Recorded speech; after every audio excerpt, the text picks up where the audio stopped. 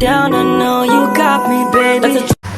Assalamualaikum warahmatullahi wabarakatuh teman-teman. Kembali dengan satu topik, satu langkah menambah pengetahuan. Kali ini kita akan membahas topik tentang fikih jinayah dengan tema hirabah atau perampokan.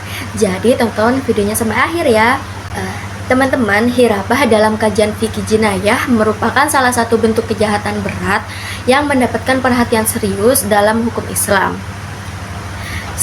Secara bahasa, istilah hirabah berasal dari kata haroba yang berarti menyerang, merampas, atau memerangi.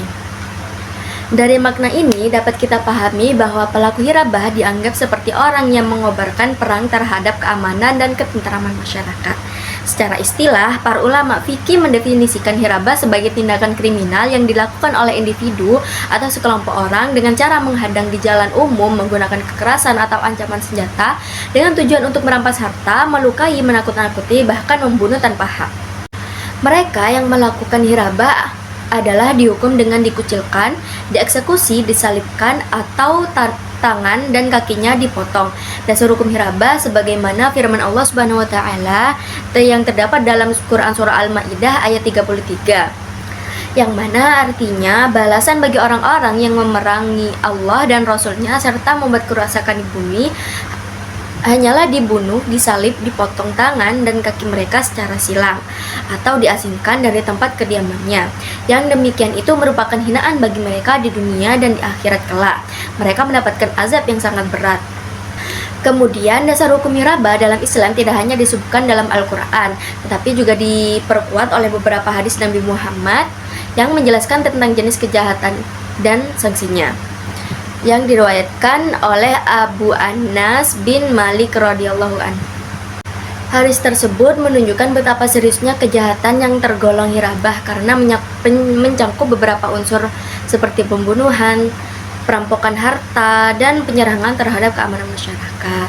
Tindakan Nabi Muhammad SAW dalam hadis tersebut mencerminkan penetapan langsung dari Quran surah Al-Maidah ayat 33 yang membuat ketentuan hukuman bagi pelaku hirabah. Hukuman yang dikenakan tergantung dari jenis kejahatan yang dilakukan, seperti membunuh, merampok, atau hanya menakut-nakuti. Kemudian ada jenis-jenis hirabah dan variasinya. Dalam fikih jinayah, hirabah tidak dipahami secara tunggal sebagai perampokan biasa. Para ulama membagi kejahatan ini ke dalam beberapa jenis berdasarkan tingkatan kejahatan yang dilakukan oleh pelaku. Pembagian tersebut penting karena akan menentukan bentuk hukuman yang dijatuhkan sebagaimana dijelaskan dalam Quran surah Al-Maidah ayat 33. Yang pertama, ada hirabah disertai pembunuhan dan perampasan harta. Ini adalah jenis hirabah yang paling berat. Dalam kasus ini, pelaku melakukan pembunuhan terhadap korban sekaligus merampas hartanya. Misalnya, sekelompok yang menghadang musafir kemudian mereka membunuhnya lalu membawa lari harta bendanya.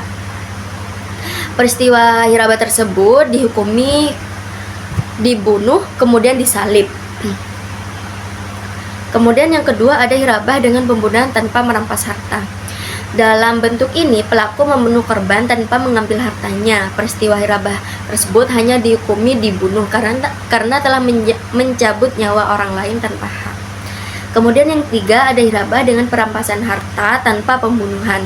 Jenis ini terjadi ketika pelaku hanya mengambil harta korban dengan ancaman atau kekerasan tanpa menyebabkan korban terbunuh. Misalnya, merampok seseorang di jalan raya kemudian mengancam dengan senjata tapi tidak sampai membunuhnya. Peristiwa hirabah tersebut dihukumi dengan dipotong tangan dan kakinya secara bersilang. Kemudian yang keempat, hirabah tanpa pembunuhan dan tanpa perampasan harta. Meski tanpa lebih ringan, kejahatan ini tetap dianggap hirabah karena menciptakan ketakutan di tengah masyarakat. Peristiwa hirabah tersebut dihukumi dengan pengasingan dari negeri tersebut. Selanjutnya ada beberapa kategori hirabah. Yang pertama, perampokan bersenjata di tempat umum seperti bank, toko, jalan raya. Yang kedua, pembegalan yang sering terjadi di jalan kota. Yang ketiga, terorisme bersenjata yang mengganggu stabilitas umum. Yang keempat, pembajakan kendaraan atau transportasi umum. Yang kelima, penjarahan massal dengan kekerasan. Kemudian ada syarat dan unsur terjadinya hirabah. Yang pertama, pelaku bukan dari aparat atau petugas resmi. Yang kedua, pelaku bukan dalam keadaan gila atau terpaksa. Yang ketiga, terjadi di wilayah yang tidak aman atau terbuka. Yang keempat, tindakannya menyebabkan ketakutan umum. Kemudian ada situasi yang memenuhi unsur seseorang sebagai perampok. Yang pertama, jika dia menggunakan ancaman dan intimidasi untuk mencuri sesuatu meskipun dia tidak benar-benar mengambilnya atau membunuh seseorang. Yang kedua, jika dia menggunakan intimidasi untuk merampas harta benda, dia tidak membunuh tetapi hanya mengambil harta benda tersebut. Yang ketiga, dia membunuh tetapi tidak mendapatkan harta jika dia pergi untuk menggunakan ramalan untuk mendapatkan harta. Yang keempat, jika ia mencuri kekayaan dengan ramalan, ia akan mendapatkan kekayaan dan melakukan pembunuhan. Mungkin itu saja yang dapat saya sampaikan. Semoga informasi ini dapat bermanfaat. Sampai jumpa di next video. Bye. Wassalamualaikum warahmatullahi wabarakatuh.